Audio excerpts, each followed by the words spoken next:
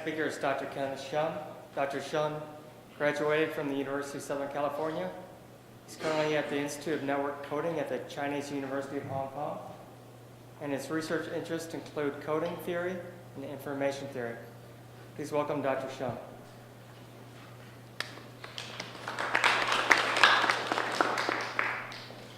Thank you very much. And this talk will complement the first talk by Correctable, and I will introduce one other families of maximally recoverable local code, which is can be explicitly constructed.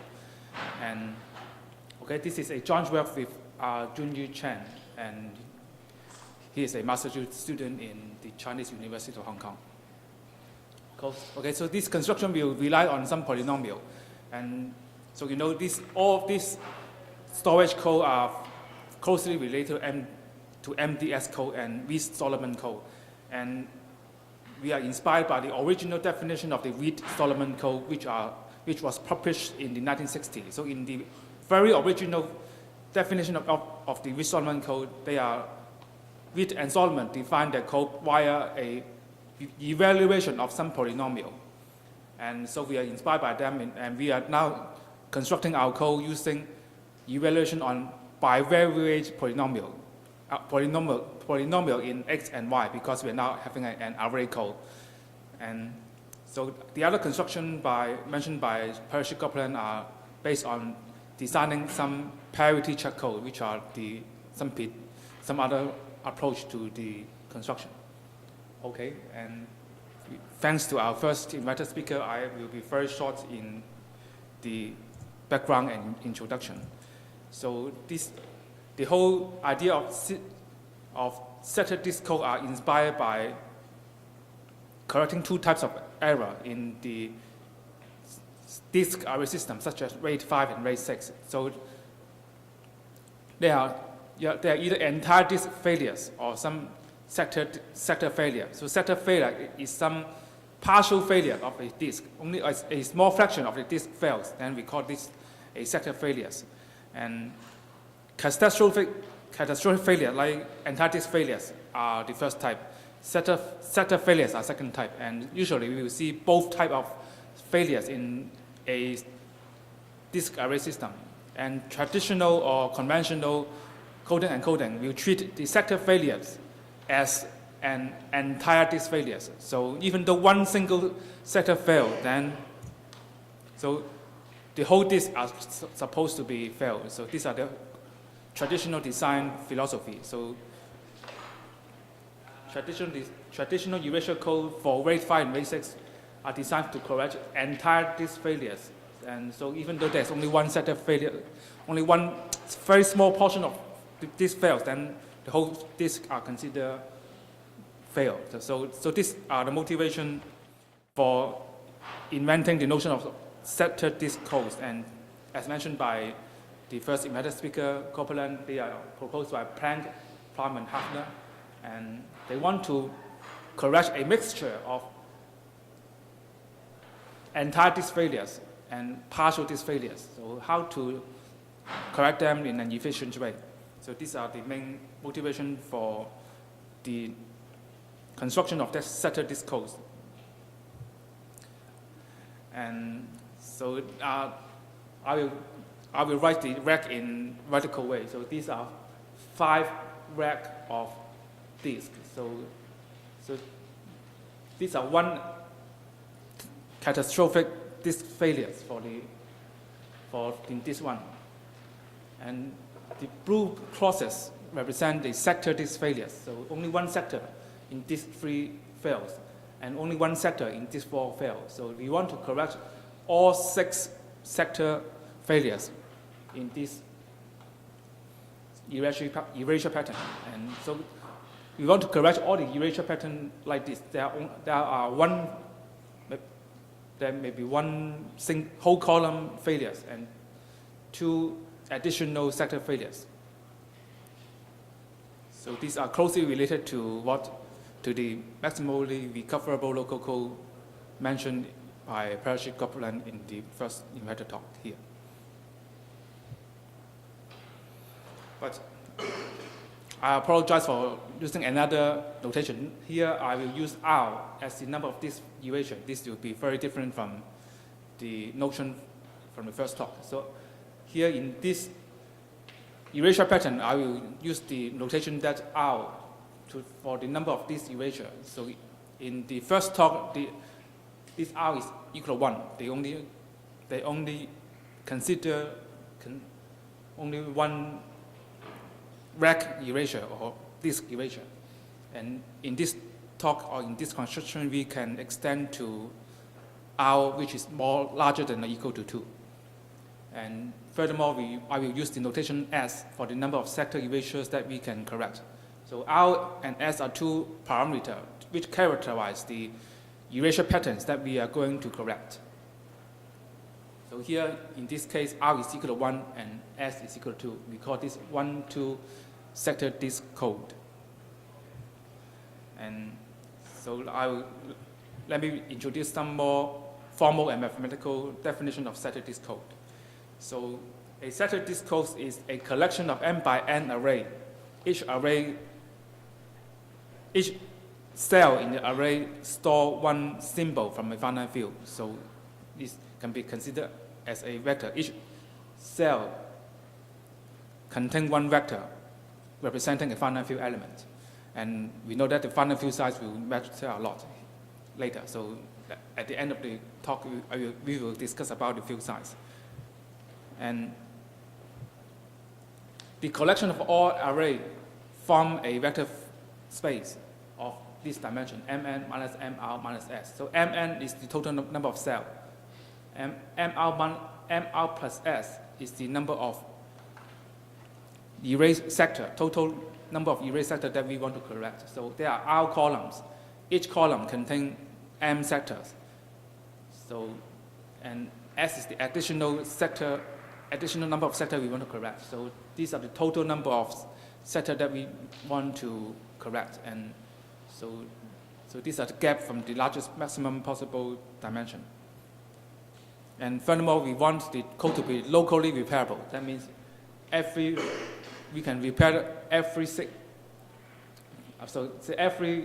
row by itself come from a code word of a maximum distance separable code. So that is simply a Reed-Solomon code with length n.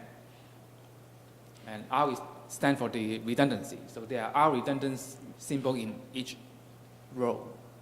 So R is also the number of erasure that we can correct. And you can correct a total of S plus MR erasure. So MR of them occur in this entire disk failures, and S of them are additional sporadic disk failures or sector failures. Okay, so if any collection of array can satisfy this one, we call that an SD code. And if we want to emphasize on the parameter R and S, we call that RS SD code, RS sector disk code. So the connection to maximally recoverable is illustrated in this slide. And in maximally distant separable code, which is also known as maximally recoverable local codes, and that will the MR. So this MR sector erasure need not be within the same R columns. So every row may contain one. So every row may contain one erasure plus two additional sector disk erasure. So this is a stronger requirement than the sector disk code. And under this stronger requirement, it turns out that it is easier to design for maximum distance separable code rather than the sector disk code.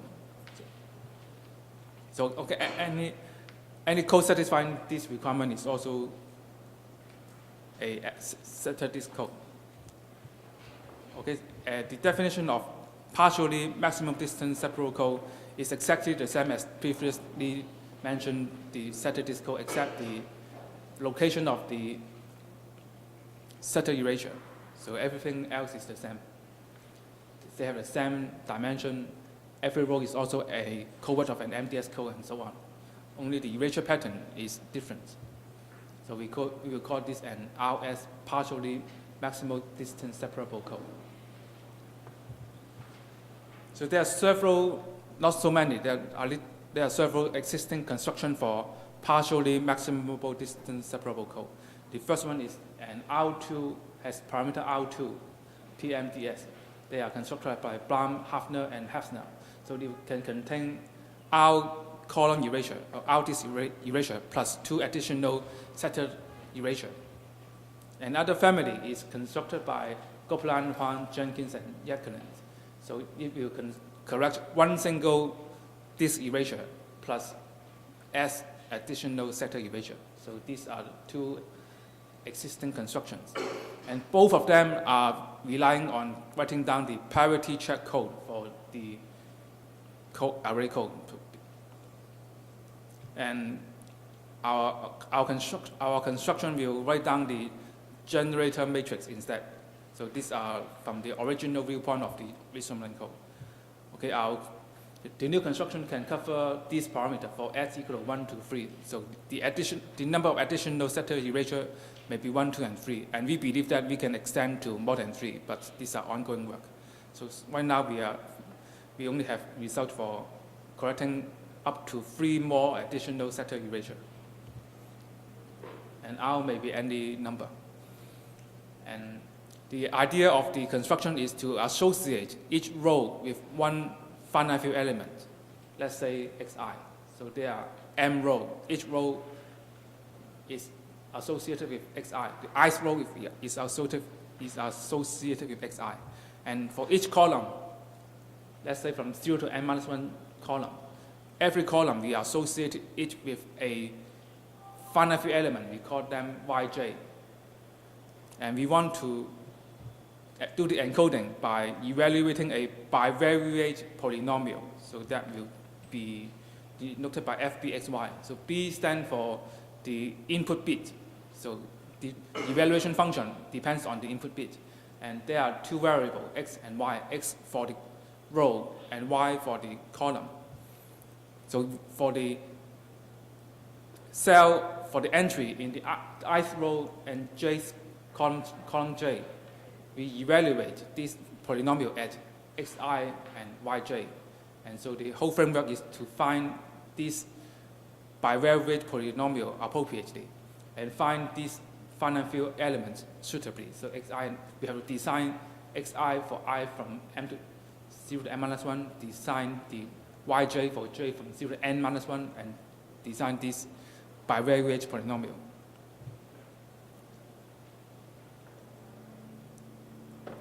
Okay, so for the encoding, we take the source symbol. The total number of source symbols is m times n minus r minus s. So this k is the dimension of the local MDS code in each row, which is n minus r.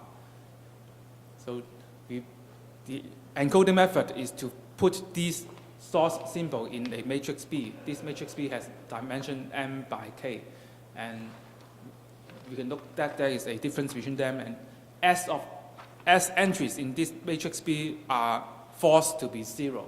So S of the entries must be equal to 0, and we need to find the exact location for these particular entries which must be 0.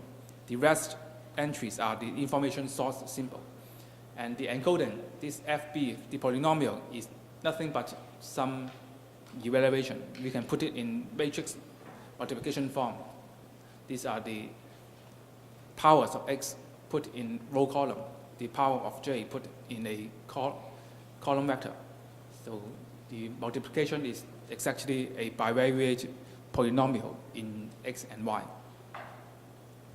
And we can also put it in another way, like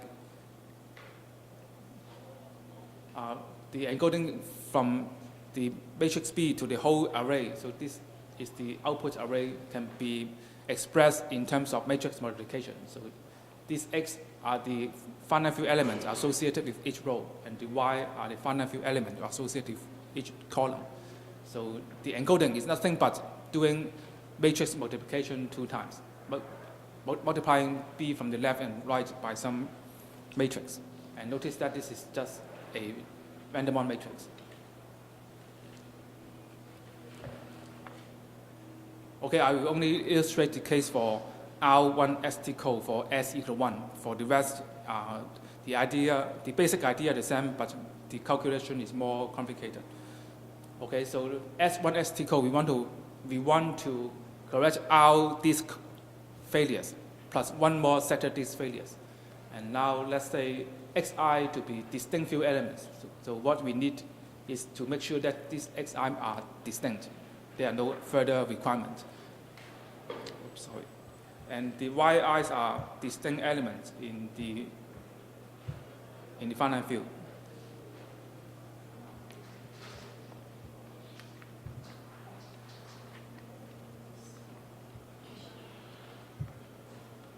Okay, and the matrix B has size m by k.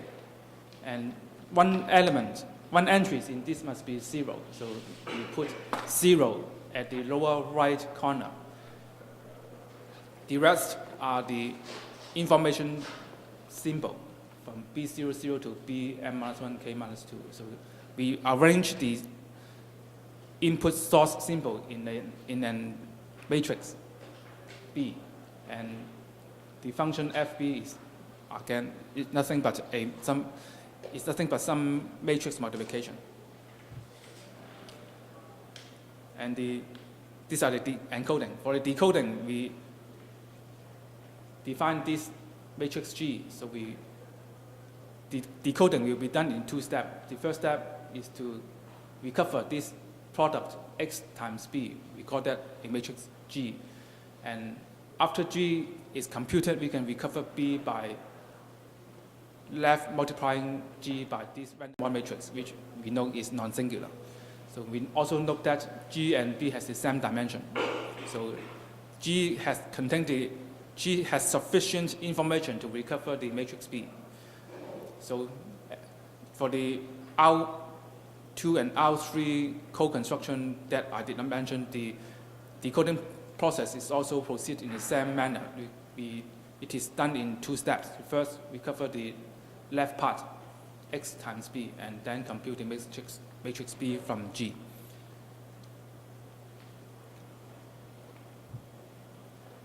Okay, so let me illustrate only one example for 4 by 5 Sectordisk code, which can correct 2 column erasure plus 1 sector erasure. So let's suppose that the first 2 columns, the first 2 disks are down. They are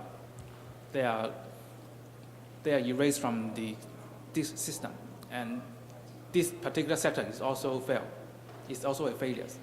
And so in this row, we can only read A and B and nothing else. There are 3 crosses, the 3 error in the second row. And our target is to first recover the matrix G. And because we designed the Sectordisk code such that each row is a code word of an MDS code, so from the first row, these 3 available sector, we can recover the row 0 of G. So that's just by the usual decoding of Solomon code. And similarly, because these 2 rows has no other scatters disk error, so we can deduce or compute the second row of row 2 and row 3 of this matrix G using traditional decoding algorithm of Solomon code. The only problem is in this row, there is one more sector failure, so we have to do some more trick. So from the second row, we only have 2 equations on 3 unknowns. We know A and B. A and B are both a linear combination of the unknown G10, G11, and G12. These 3 are the second row of the row G. So, okay, so these are the matrix G. We know everything except the second row, G12, G11, and G12. These are not known due to the sector erasure. For the third row, we only have 2 equations on 3 unknowns. We know A and B. A and B are both a linear combination of the unknown G10, G11, and G12. These 3 are the second row of the row G. So these are the matrix G. We know everything except the second row, G12, G11, and G12. But we have two equations that relate this G10, G11, and G12. We need one more equation to solve that, to solve all of them. So the key idea is to look at the last column. And we've deliberately put a 0 here. So this 0 is the key to decode, to give us the last equation to solve for G10, G11, and G12. So the last column, we multiply with the X matrix. We see that this is a polynomial of degree only 2, because the last one is 0. All the cube, x0 cube, x1 cube are gone due to this 0 coefficient. So this H is just a polynomial of degree 2. And we know that if we know the value of a polynomial of degree 2 3 times, that means we know G02. We know the value when we evaluate at G02, G22, and G32. We know the entire polynomial just by Lagrange interpolation. So G02, G22, and G32 are available from the other rows, which has no other sector erasure. So the missing equation is supplied simply by Lagrange interpolation. So by interpolating this polynomial hx, which has degree 2, we can find the value of, we can compute the value of G12 and substitute back to these two equations that we have from the sector A and sector B. We can solve for G10 and G11. And this equation has non-zero determinant whenever y2 and y4 are distinct. So we just simply pick the xi and yi to be distinct element, then that will be fine in the R1 case. So that will compute the whole matrix G, and from which we can compute the matrix B. So these are the basic procedure for doing the decoding. Just compute the left part of the equation, x times b, and then apply some interpolation. We will get all the source symbol. Okay, so for R2, we just put 1 0 on the top left and 1 0 on the bottom right, and that will be good enough. And a more complicated interpolation will be required to solve for the unknown entries in G. For the R3 case, we have 3 zeros in the source matrix B, 1 on the top left, 2 more 0 on the row right, and even more complicated interpolation is required in this case. And so we will not go into that detail. And we know that the field size is important, which limited the complexity of the implementation. Okay, for the R1 code, the field size is maximum of the number of columns and number of rows, maximum number of m and n. For R2, we can show that whenever the field size is larger than mn, we can do the encoding and decoding accordingly. And for R3, we need a field size of mn to the power 3. And for RS in general, we suspect that this approach can support the field size of mn to the power s, which is the same as the work by Copeland in his paper. But it can have R which is larger than 1, so the only extension is extending the number of erased columns from 1 to more than 1. Okay, and so our contribution here is to have a polynomial construction of Sectordisk code, which is also known as partially maximum distance separable code for this parameter. S is the number of sector erasure is now 1, 2, and 3. The number of this erasure R is arbitrary, and we believe that that can be extended to arbitrary S, but the interpolation step will be much more complicated, and we are working on that now.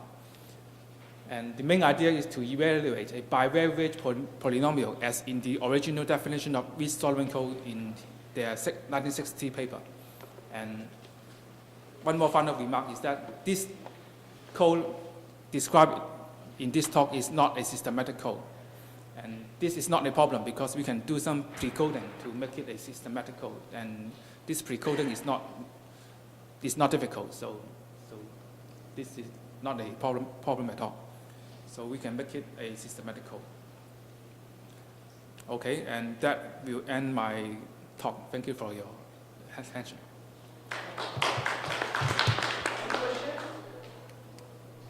Yes. So calculating the field size, where is the control of the field size? Yes, in doing the interpolation step, we want to solve some equation, like this one. So in order to make sure that this is solvable, we have to show that, make sure that guarantee that the determinant is not zero. So this gives you one constraint on your determinant. So it's very close to, similar to your maximally recoverable code. There are lots of determinants which must be non-zero, and each erasure pattern will give you one constraint on the non-zero of some determinant. And we have to count the number of such erasure pattern. You don't make it explicit for small nets, You mean the field size? or the choice of coefficients. Yes, we have. We have some condition where the x and y must satisfy. So we just search for those x and y. But how about if you do not those search, can you find them explicitly, the x and y? No, we can only for s equal 1 and 2, we can find them explicitly. For s equal 3, we have to search for the correct value of x and y. But this search is done only once. During the running of your system, we don't need to search for them anymore. So this should not be the bottleneck for the system design. So that may be can be classified as semi-explicit. The x and y, we know that they exist under some finite field size, but we need to search for them once and only once.